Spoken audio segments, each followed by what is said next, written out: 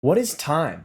Is it real or did we just make it up? We all know what time feels like. We wake up, eat, play, sleep, and do it all again the next day. But have you ever wondered what time really is? Is it something that exists outside of us, like air or space? Or is it just something humans created to help make sense of everything around us? Let's start by considering time as real. Many people believe time is like a river that flows forward, unstoppable and unchangeable. Clocks and calendars don't control time, they just measure it. Think about it. Even before humans existed, the sun still rose and set, and seasons still changed. Maybe time was always there, even without us to count it. But here's the twist. Some philosophers and scientists think that time might not be real at all, not in the way we think anyway. What if time is more like a tool, something we invented to organize our world? After all, a second is just something we agreed on. We could have chosen a different way to measure time. And what about animals? Do they experience time like we do? Probably not. That makes some people wonder, is time just something we made up? Let's go deeper.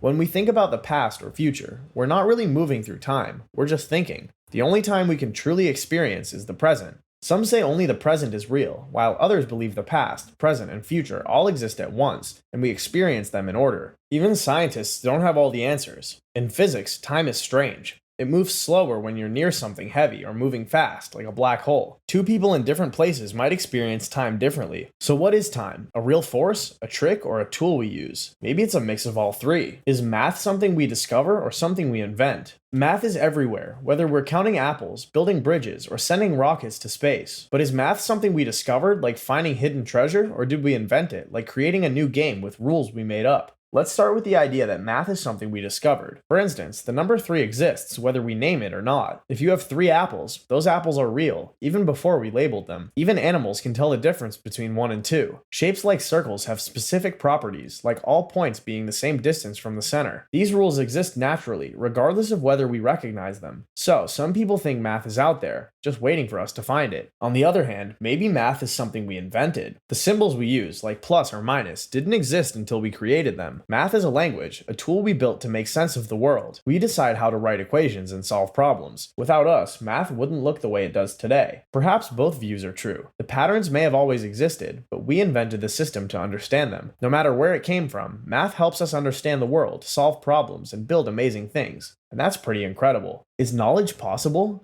Here's a question that sounds simple, but is secretly massive. Can we ever really know anything for sure? Let's start with what we usually call knowledge. If it's raining and you see water falling from the sky, you'd probably say, I know it's raining. Or when you learn that 2 plus 2 equals 4, that feels like a fact, solid and true. But here's the tricky part. How do you know you're not dreaming or being fooled?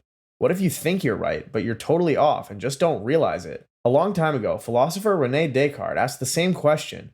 He wondered if it was possible to doubt everything. Our senses can mess with us. Just think of dreams that feel real or illusions that trick your eyes. In the end, Descartes said, I think, therefore I am. His point? At least the fact that you're thinking proves something exists. Still, that leaves a big mystery. Just because you exist doesn't mean everything you believe is true. Memories can be wrong, facts can change. So how do we tell what's really true? Some say knowledge happens when 3 things line up. You believe something is true, it's actually true. You have a good reason to believe it. But what counts as a good reason? That's where things get messy. In the end, maybe we can't be 100% sure of everything, but we can keep learning, testing, and getting closer to the truth.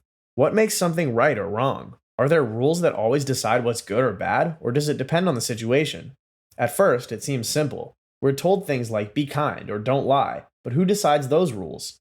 And are they always right? Some people believe in moral rules that never change. This is called moral absolutism. They say certain actions, like hurting innocent people, are always wrong, no matter what. These kinds of rules often come from religion, laws, or deep beliefs about fairness. Others say it depends. It's called moral relativism or situational ethics. Imagine someone steals medicine to save a sick child. Stealing is usually wrong, but in that case, is it still bad? Maybe not. Then there's utilitarianism, the idea that the best action is the one that helps the most people. So if lying saves lives, maybe lying is okay. But what if it hurts someone else? It gets complicated fast. Some people focus on intentions. If you meant well, even if things went badly, was your action still good? Others say results matter more than intentions. Culture also plays a role. What's right in one place might seem wrong in another. That doesn't mean anything goes, but it does show how our background shapes our views. So what makes something right or wrong? Can we ever be 100% sure about anything? How do we know what's true and what's just a guess? Most of us feel pretty sure about certain things.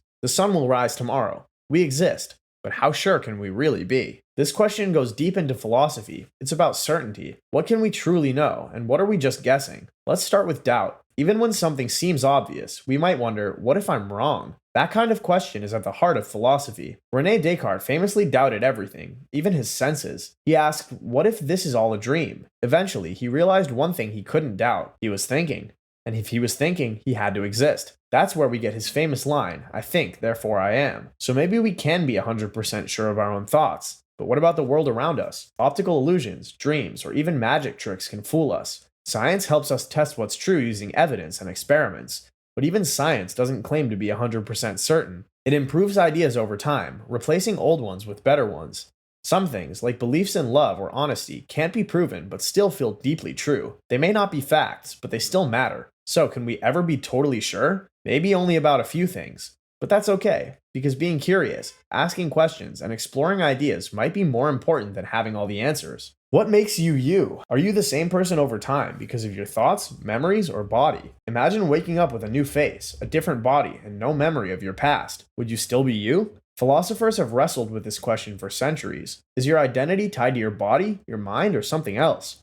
Let's start with the body. It seems like the most obvious answer. It's what people recognize. But your body changes all the time. Skin cells die and grow back, and your brain rewires itself. Even your bones rebuild. So if your body keeps changing, can it truly define who you are? Then there's the mind, your thoughts, feelings, and memories. These shape how you see the world and make choices. Memories connect your present self to your past. But memories aren't perfect. They fade, shift, and even change. If our memories can be unreliable, can they really define us? Philosopher John Locke thought identity comes from continuity of consciousness. As long as you remember your past and feel like the same person, you are that person, even in a new body. But what if someone copied your memories into a different body? Would that be you, or just a copy? Maybe identity isn't just one thing. It could be a mix. Your body, your thoughts, your memories, your actions, all working together. Is beauty the same for everyone? Imagine standing in front of a painting you find stunning, vibrant colors, perfect detail, magical lighting, but someone else glances at it and shrugs. So, what makes something beautiful?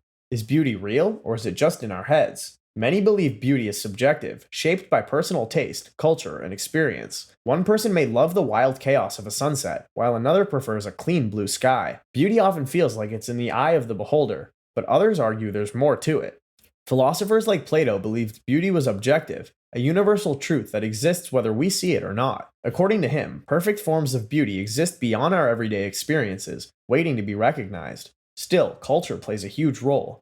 What's considered beautiful in one part of the world might be different in another. Over time, beauty standards shift. Just look at how fashion and makeup change across decades. That suggests beauty isn't fixed. Yet some patterns hold true across cultures.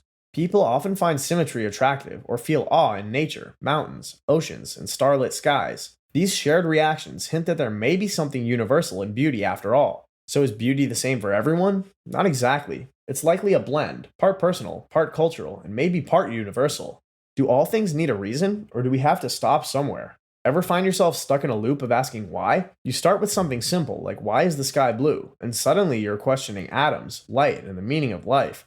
It's a mental domino effect that can go on forever. So can we really keep asking why forever? Or is there a point where we have to just stop? Humans are naturally curious. We peel back the layers of understanding, one question at a time. Philosophers like Socrates believed this search for meaning is essential. He famously said, "The unexamined life is not worth living," encouraging us to keep digging deeper. But not everything may have a clear answer.